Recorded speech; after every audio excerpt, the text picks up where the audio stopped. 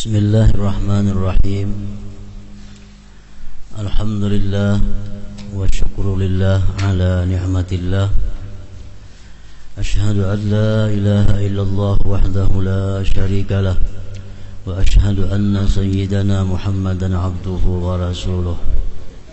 Allahumma salli wa sallim wa barik ala sayyidina Muhammad wa ala alihi wa sahbihi wa mawalah, amma ba'd. Kita hormati dan kita cintai para habaib dan para alim ulama, guru-guru agama, para muhibbin, hadirin dan hadirat rahimakumullah.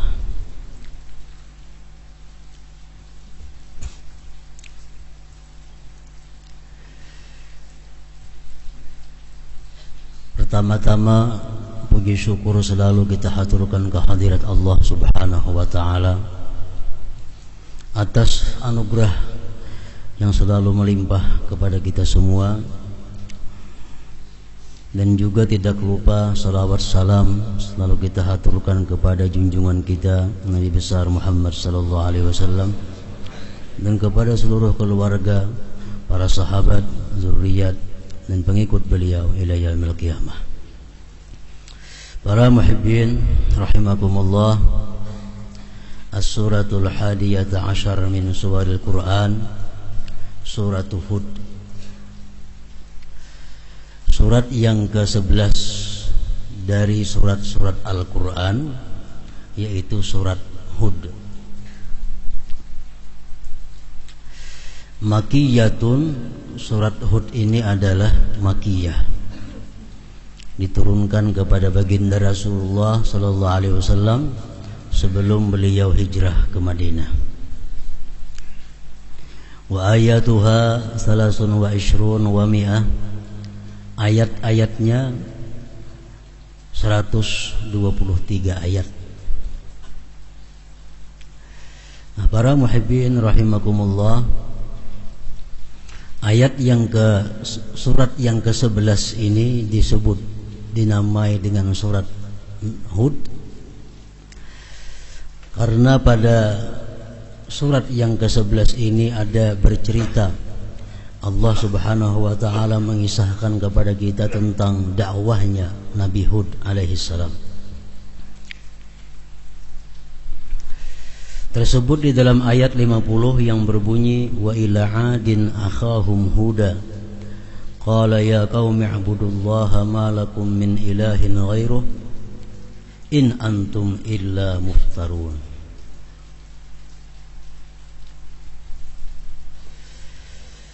Artinya ayat ini adalah wa ila adin akhahum huda, kami utus kepada Ad, nama satu kabilah, bangsa.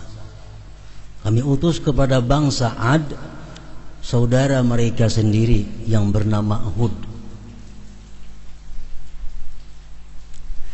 Hud berseru kepada kaumnya agar menyembah Allah. Tidak ada Tuhan bagi kalian selain Allah.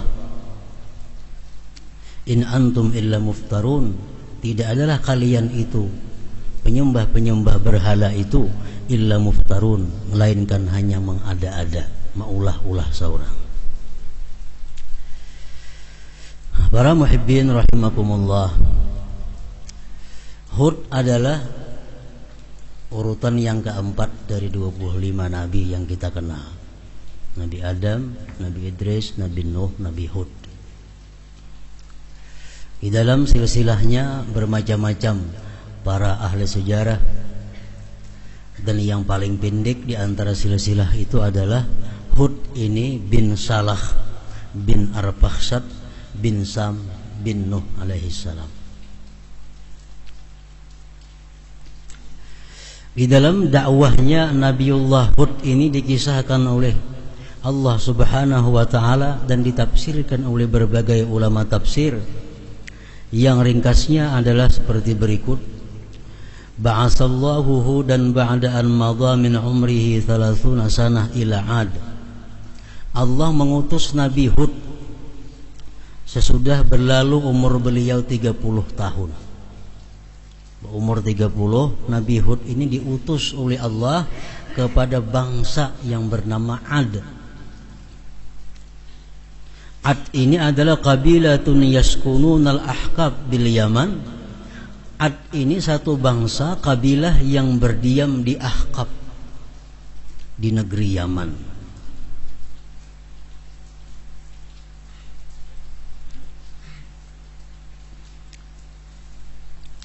Fayamuruhum ay ya'budullaha ta'ala wa yuwahhiduh.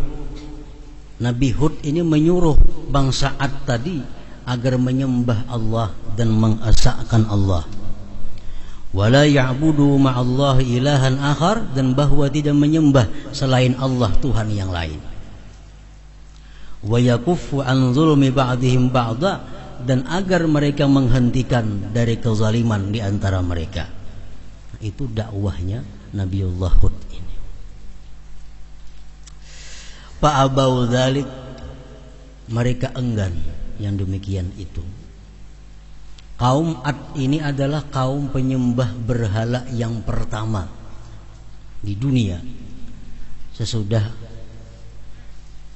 penduduk bumi dihabiskan oleh banjirnya Nabi Nuh alaihissalam. Diutus Nabi Hud agar mereka berhenti menyembah berhala. Fa'abau dzalik, mereka tidak mau. Wa kadzdzabuh, dan mereka mendustakan Nabi Hud. Wa qalu, dan mereka berkata, man asyaddu minna quwwah, siapa yang paling kuat daripada kami? Ujar bangsa Ad ini. Siapa yang paling kuat selain daripada kami? Hum a'zamun nas wa atwaluhum wa aqwahum. Ini bangsa Ad ini adalah manusia yang paling besar dalam sejarah perkembangan badan manusia. Mereka orang yang paling besar, orang yang paling tinggi tubuhnya dan paling kuat tenaganya. Bangsa Ad ini. Ra'suhum kal qubbatil azimah. Kepala mereka macam kubah yang besar.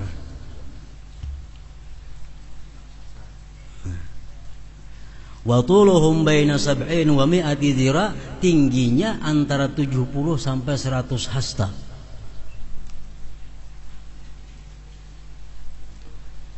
Ini raksasa. Kepala kayak kubah. Awak 50 meter tingginya. Jadi mereka menentang Nabi Hud, siapa yang paling kuat daripada kami? Falamma tamarradu ala kufrihim wa inadihim, manakala mereka terus-menerus atas kafirnya dan ingkarnya, ba'asallahu alaihimur rihal aqim, Allah utus kepada bangsa Ad itu rihal aqim, angin yang bernama Aqim. Angin yang sangat kencang, angin yang sangat kuat. Falamma danat minhum nadharu idal ibli war rijal tatiru bihimur rih bainal ardi was sama. Manakala angin itu dekat dengan mereka, mereka melihat angin itu menerbangkan unta, menerbangkan manusia, terabangan unta-unta, manusia-manusia. Dapatnya angin tadi. Fatabadarul buyut, maka segeralah mereka masuk ke dalam rumah-rumah mereka. Falamma dakhaluha dakhalat alaihim ar-rih, manakala mereka masuk ke rumah, angin itu pun masuk pula ke rumah mereka. Fa akhrajathum minha, maka angin itu mengeluarkan dari rumah mereka. Fahalaku, maka mereka mati semuanya. Ini azab yang dikirim Allah kepada bangsa Ad, kaumnya Nabi Hud yang mereka ingkar kepada Allah dan Rasulnya. Wa najallahu Hudan wa man ma'amana ma'ahu minar rih, Allah selamatkan Nabi Hud dan orang-orang yang beriman besertanya daripada azab angin tadi. Wa sakana Hadramauta, dan Hud itu berdiam di Hadramaut, ila an tuwfiya bihi, sampai diwafatkan di Hadramaut. Wa dufina, dan dikuburkan bi marhalataini, dengan 2 marhalah min Tarim, dari kota Tarim. Demikian ringkasan daripada kitab Qisasul Anbiya karangan Syekh Abdul Wahab An-Najjar. Nah, para muhibbin rahimakumullah, satu lagi Allah mencontohkan kepada kita tentang bangsa umat yang ingkar kepada Allah dan Rasulnya. Allah azab habis mereka itu. Yang tersisa hanya yang beriman kepada Allah dan Rasulnya. Yang lainnya semuanya kena azab yang mematikan tersebut. Nah, mengenai angin yang disebut Al-Akim tadi, ya, bahasa wahnya mungkin angin apa kangarannya ada itu. Nah, beliung itu masih inting nih Pak itu. Ini alam pada puting beliung lagi, unta terabangan sampai ke atas langit sana. Nah, jadi ini. Nah, dalam masalah ini Rasulullah sallallahu alaihi wasallam bersabda, "Wala yursalanna 'alaihim ar-rihul akim allati ahlakat 'adan bi syurbihimul khamra wa aklihimur riba wa ittikhadihimul qainat wa labsihimul harir wa qat'ihimul arham." Ujar Nabi kita, Allah selagi akan mengutus atas ini umatku rihul akim, rih angin tersebut yang membinasakan akan bangsa Ad, itu akan diutus nantinya kepada umatku itu angin. Bila mana mereka umatku itu sudah minum arak, makan riba, menjadikan wanita-wanita sebagai penghibur, memakai kain sutra, dan saling putus silaturahim. Bila satu umat, satu bangsa daripada umatku nanti, ujar Rasulullah, berperilaku demikian, minum arak jadi kebiasaan di kampung itu, riba merajalela di kampung itu, perempuan-perempuan penghibur di mana-mana di kampung itu, keluarga kata dia hubungan lagi silaturahim. Nah, tunggulah akan datang di kampung itu ar-rihul akim, angin yang kencang yang membinasakan umat Nabi Hud alaihi salam. Para muhibbin rahimakumullah, surat Hud ini sebagaimana surat-surat yang lainnya banyak petunjuk dari Allah Subhanahu wa taala kepada kita. Antara lain kita ambil beberapa ayat dalam surah Hud itu yang berbunyi, "Man kana yuridul hayatad dunya wa zinataha nuwaffi ilaihim a'malahum fiha la yubkhasun." Ayat 15. Ulaika alladzina laysa lahum bil akhirati illa an-nar wa habita ma sana'u wa batilum ma kanu ya'malun. Ayat 16 surah Hud. Artinya, barang siapa yang menghendaki kehidupan dunia dan perhiasannya, kami sempurnakan kepada mereka amal mereka pada dunia itu dan tidak dikurangi mereka itu. Mereka itulah orang-orang yang tidak ada lagi bagi mereka itu di akhirat selain api neraka, dan gugurlah sekalian apa yang mereka kerjakan, dan batallah sekalian yang mereka amalkan. Ini surat Hud. Tafsir Al-Fakhrur Razi menjelaskan, al-ayat nazalat bil munafiqin alladzina kanu yatlubuna bi ghazwihim ma'ar Rasul alaihi salam al-ghanaim.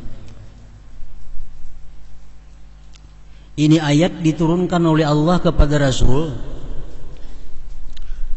berkaitan tentang orang-orang munafik yang mereka itu ikut berperang bersama Rasulullah, tapi tujuan mereka bukan membela Islam, tujuan mereka bukan menolong Rasulullah, tujuan mereka hanya untuk dapat harta pampasan perang.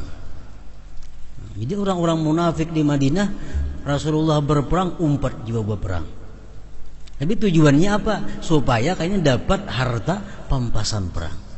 Nah, jadi Allah menjelaskan bahwa perilaku yang demikian itu akan Allah terima, dan Allah bayar tunai dalam dunia apa yang mereka kehendaki. Tapi di akhirat nanti tidak ada balasan bagi mereka selain api neraka. Nah, artinya dalam dunia sudah mereka ambil. Jadi mereka berperang bersama Rasulullah, dapat harta pampasan perang, mereka dibagi, mereka menikmati, habis sudah bagiannya sampai dunia. Di akhirat kada ada lagi bagian selain api neraka. Karena tujuan mereka berperang untuk mendapatkan harta ghanimah itu. Wa qala al-Qurtubi, dalam tafsir Qurtubi disebutkan hadhil ayat li ahli riya. Ini ayat adalah untuk orang-orang yang riya. Orang-orang yang beramal ibadah bukan karena Allah.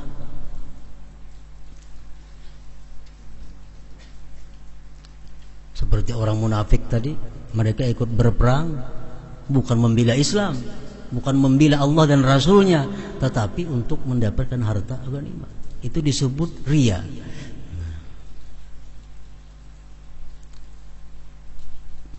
Nah, para muhibbin rahimakumullah, riya ini adalah satu penyakit tiap-tiap manusia yang bisa datang menyerang kepada siapa saja, baik kepada orang awam maupun kepada para ulama, kepada para qurra, kepada para ahli ibadah. Semua bisa dimasuki oleh sifat yang bernama riya ini. Dan dalam hukum Islam, riya tersebut digolongkan oleh para ulama minal kabair, termasuk dosa yang besar. Nah, jadi oleh karena itu merupakan satu kewajiban, satu fardu ain kita belajar mengetahui, mengobati tentang penyakit yang namanya riya itu. Allah sudah mengancam dalam ayat tadi, dalam neraka tidak, di akhirat nanti tidak ada balasan selain daripada api neraka. Rasulullah sallallahu alaihi wasallam bersabda, "Iyyakum wasyirkal asghar." Qalu ya Rasulullah, wa masyirkul asghar? Qala riya. Aku takuti kalian, kata Rasulullah, terhadap syirik yang kecil. Sahabat bertanya, apa wahai Rasulullah syirik yang kecil itu? Rasul menjawab, ar-riya. Disebut dalam syirik, tapi syirik yang kecil. Yaqulullahu ta'ala yawma yujazil ibada bi'amalihim idhabu ila alladhina kuntum tura'una bi'amalikum fid dunya fanzuru hal tajiduna indahumul jaza. Rawahu Ahmad. Allah berfirman nanti pada hari kiamat, siapa-siapa yang riya, ambil balasan kalian kepada orang yang kalian riyai itu. Apakah ada balasan untuk kamu di sisi mereka itu?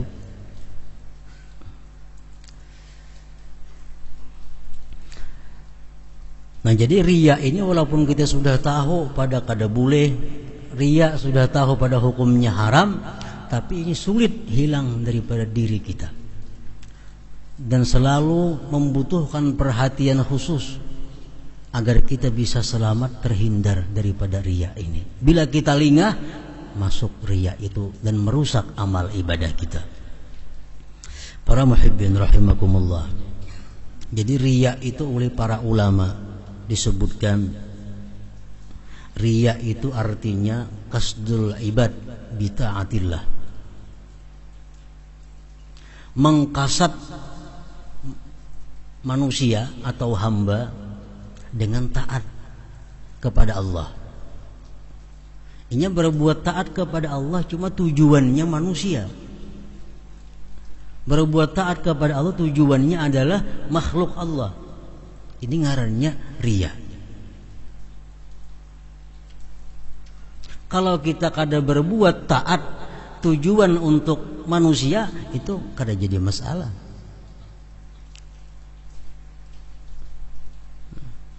Tapi kalau kita berbuat taat tujuannya untuk manusia, nah ini ngarannya adalah riya, kabirah minal kabair, dosa besar.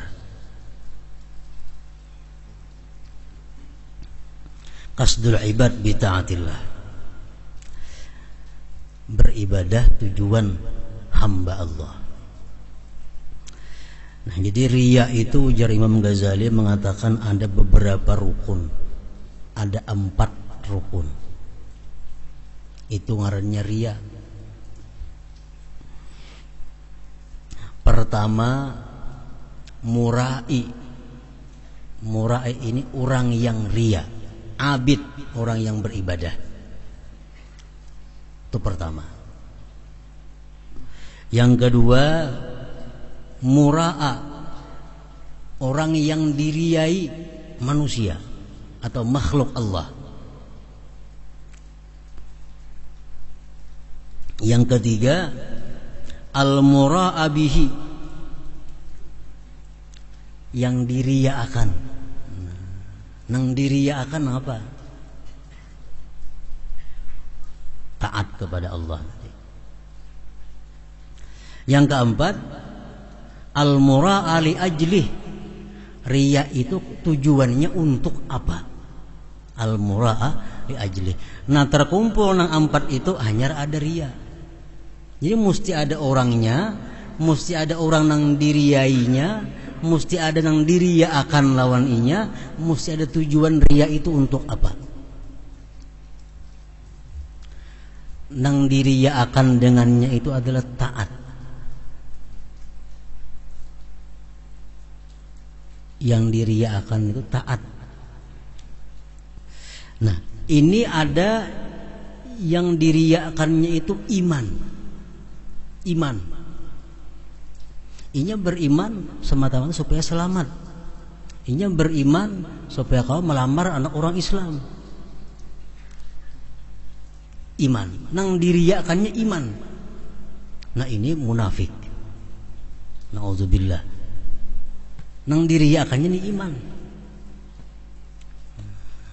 Inya masuk Islam tujuannya untuk mencari keselamatan dunia. Bukan masuk Islam karena Allah, kada. Nah, nang diriyakan ngarannya ini adalah iman. Ini munafik ngarannya. Yang kedua, yang diriyakan itu al-faraid, keparduan. Sembahyang zuhur diriyakannya, sembahyang asar diriyakannya, zakat diriyakannya, haji diriyakannya, umrah diriyakannya, yang pardu-pardu. Nah, ini pun termasuk dosa yang besar. Tapi lebih inting daripada yang pertama tadi, itu iman nang diriyakannya. Ada ini nang pardu-pardu nang diriyakannya. Ini sembahyang pardu tujuannya bukan karena Allah, riya. Berzakat tujuannya bukan karena Allah, riya. Nah, ini nomor 2. Yang ketiga, yang diriyakannya itu adalah yang sunat-sunat. Ini kalau imannya ikhlas, menggawin yang pardu ikhlas. Cuma kalau yang sunat-sunat ini ria. Bersedekah, berwakaf, ria. Sembahyang sunat, ria. Nah, ini dosa besar juga, cuma lebih inting daripada yang kedua tadi. Para muhibbin rahimakumullah. Jadi itu rukun ria. Rukun ria ada 4. Pertama, kita nang ini orangnya. Nang kedua, orang nang diriyai. Yang keempat, yang ketiga, barang ibadah nang diriyaakan. Nah, yang terakhir, tujuan riya itu apa? Yang keempat, tujuannya apa riya itu? Ada nang tujuannya yang diharamkan. Nah, ini berbuat satu ibadah, tujuannya adalah manusia untuk dia bisa berbuat yang haram. Ini paling besar dosanya riya. Misal orang ini hendak mencuntan, hendak menipu, lalu pura-pura sembahyang di masjid supaya orang kalian ini percaya lawaninya. Bila orang kena percaya kau menipu. Nah, ini yang tujuannya adalah yang haram. Ibadah karena manusia tujuan haram. Aku sembahyang, aku umpat ke pengajian, aku nuntut ilmu supaya orang percaya lawan aku, karena aku bisa menipu mereka. Nah, ini tujuannya yang haram. Yang kedua, ada tujuannya yang boleh-boleh. Aku sembahyang berjamaah, aku puasa, aku haji sunat, umrah sunat, tujuannya supaya aku dicap orang sebagai orang yang saleh. Nah, Tujuannya supaya aku dipadahkan orang-orang yang ahli ibadat, supaya aku dimuliakan orang. Boleh aja nih tuh, cuma hukumnya tetap dosa besar juga. Yang ketiga, yang tujuannya riya itu bisa untuk menghindari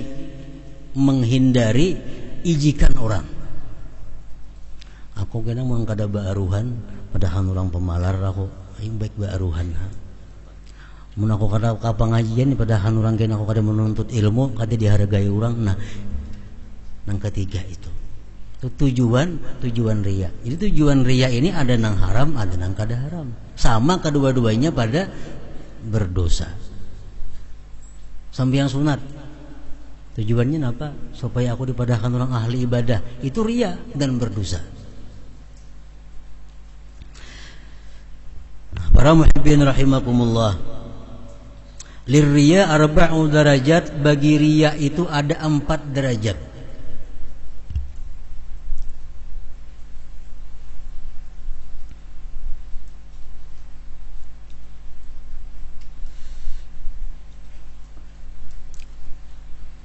Yang pertama, la yuridullaha asla, dia tidak menghendaki Allah sama sekali. Ini derajat riya. Inya sambahyang tagal di rumah mintuha benar. Dah hanya kadang ada sembahyang. Ada sembahyang. Nah, ini artinya kadang menghendaki Allah sedikit jua pun kada ada. Mutlak murni inya itu beribadah semata-mata karena manusia. Allahnya kada ada sedikit-sedikit. Nah,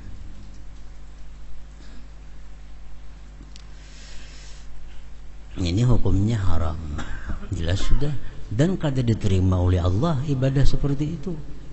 Allah kada akan menerima. Yang kedua, derajat riya itu adalah yuridul ibad wa yuridullah walakin nasani dhaif. Dia beribadah itu karena manusia ada, karena Allah ada juga, tapi karena Allahnya sedikit. Bebaya ada, banyak karena manusianya. Buktinya apa? Jakanya kada ada manusianya kada beribadah. Jadi ibadahnya karena Allah ada, hendak pahala itu artinya sedikit. Nah, banyak hendak manusianya. Nah, ini pun hukumnya haram juga, dan ibadahnya pun kada diterima oleh Allah Subhanahu wa taala. Yang ketiga, yuridullah wal ibad mutasawiyain. Dia beribadah itu karena Allah dan karena manusia atau karena makhluk sama, 50-50. Sama. Nah, amunnya karena manusia aja ini kada beribadah. Mun karena Allah semacam aja kada beribadah juga. Cuma karena kedua-duanya lalunya beribadah. Nah, ini riya juga ngarannya nih. Nah, untuk nang ketiga ini ujar para ulama, berdosa kada, berpahala kada.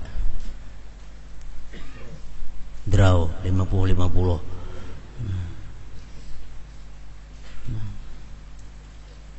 Nah, nang ketiga, nang keempat,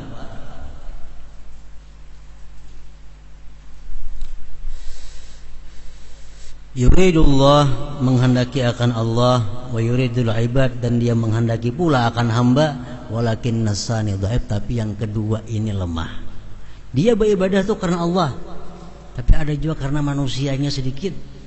Nah, sedikit. Artinya apa? Andai pun kada ada manusia, tetap beribadah. Cuma mau lihat ibadahnya mengulir. Cak ada orang tuh rajin, pina rajin. Tapi andai kata kada ada orang, tetap punya ibadah walaupun dengan berat. Nah, ini ngarannya karena Allahnya ada, manusianya ada, cuma manusianya sedikit. Nah, ini diharapkan dapat pahala dan menghapus akan dosa yang sedikit itu. Nah, para muhibbin rahimakumullah, jadi kita mengetahui bahwa rukun riya itu 4 tadi. Derajat riya ada 4 jua. Nah, jadi kita kalau mengetahui riya kita yang ada pada diri kita masing-masing ini. Imam Ghazali mengatakan mengobati diri daripada riya itu adalah fardu ain.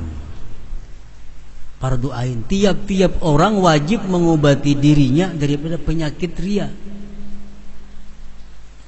Nah, kayak apa cara mengobatinya?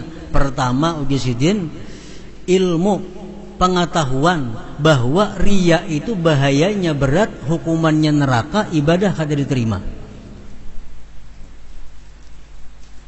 Mun aku nih bersedekah selawi ribu ini supaya dipadahkan orang aku ini penyedekah pada berpahala aku, maka disiksa pulang di akhirat nah. Hakunlah ilmu kusadakahkan duit selawi ribu, siksa di akhirat dapat, pahalanya kadada. Kalau aku bersedekah ini tidak karena Allah. Jadi ilmu seperti itu. Mengapa kali sana sembahyang riya timbul dalam hati kita, mun aku riya di akhirat disiksa, amal kadada gunanya, amal kadada pahalanya. Itu obatnya yang pertama. Yang kedua, obatnya adalah ikhfaul ibadat, menyembunyikan ibadat. Jadi ibadat-ibadat yang telah kita kerjakan kada usah dikisah-kisahkan, kada usah dikisah-kisahkan kepada orang, disembunyikan ibadah. Ini membantu kita untuk menghilangkan riya itu. Nah, sebagaimana kita haram bersifat dengan riya, wajib kita bersifat dengan ikhlas. Ikhlas yang paling tinggi kedudukannya adalah kita beribadah kepada Allah semata-mata karena Allah, titik. Itu paling tinggi. Malam ini aku nak sembahyang tahajud semata-mata karena menjunjung perintah Allah Ta'ala, yang lain tidak ada. Nah, itu ikhlas. Malam ini aku hendak membaca Al-Quran 1 juz karena Allah menyuruh membaca Quran. Malam ini aku baca, tidak ada tujuan lain selain daripada karena Allah. Ikhlas orangnya. Nah, ikhlas yang nomor 2, beribadat meunting surganya Allah, meunting surga. Aku malam ini beribadah supaya mati masuk surga. Aku membaca ini supaya masuk surga. Nah, apa aja masuk surga untingannya. Ikhlas juga ini sudah. Tapi urutannya nomor 2. Yang ketiga, ibadah karena takut neraka. Nah, aku mengkada sembahyang ke neraka mati kedua ini aku baik sembahyang. Nah, samuan ya takutan neraka. Takutan neraka, takutan neraka. Jadi beribadahnya dasarnya takutan daripada neraka, itu masuk ikhlas juga ngarannya, walaupun nomor 3 daripada derajat ikhlas. Ini kan sudah untung. Nah, jadi para muhibbin rahimakumullah, sifat riya kada bisa kita lingah. Kada bisa kita lingah datang kepada kita. Setiap kita beribadah ada untingan-untingan dunia yang mengiringi ibadah itu. Oleh karena itu kita selalu waspada, selalu hati-hati sebelum melakukan ibadah itu, agar ibadah kita bersih daripada riya dan bersifat dengan ikhlas karena Allah Subhanahu wa taala. Amin ya rabbal alamin. Ila hadratin Nabi Mustafa sallallahu alaihi wasallam. Al-Fatihah.